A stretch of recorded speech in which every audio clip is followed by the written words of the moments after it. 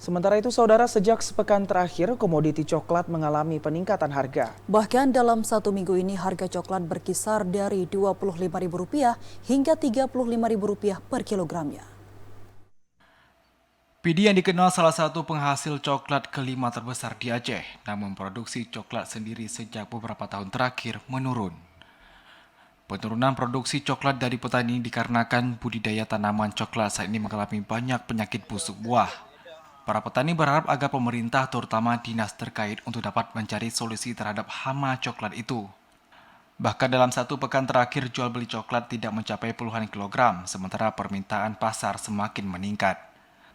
Salah seorang pedagang hasil bumi yang ada di Kabupaten Pidi, Bukhari, menyebutkan harga coklat saat ini bervariasi.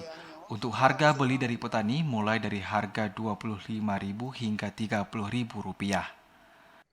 28 atau 30. 28 atau 30 ha?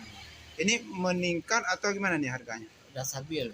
Udah stabil lah. Sebelumnya 25. Ya, Sekarang udah naik 30. Nah, ini nggak naik lagi pun. Turun, harga stabil. harga stabil lah. Kemudian mengenai banyak yang masuk nih Pak. Kurang. Kurang ah. Produksi dari masyarakat kurang. Ini apa nih kira-kira penyebabnya ini? Karena kita ini nggak suka lagi sama coklat. Banyak penyakit. Ya, penyakit ah. Nama Kayak lengkap hama coklat. Ya.